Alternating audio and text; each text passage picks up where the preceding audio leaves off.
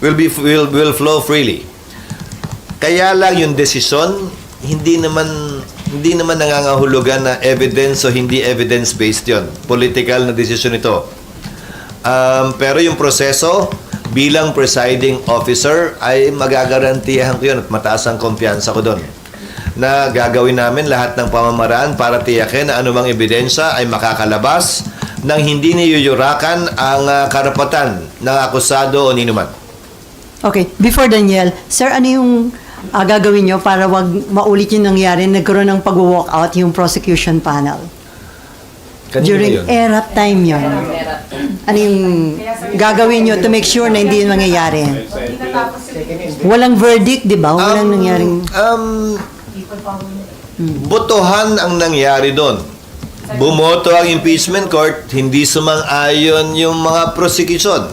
Kaya nangyari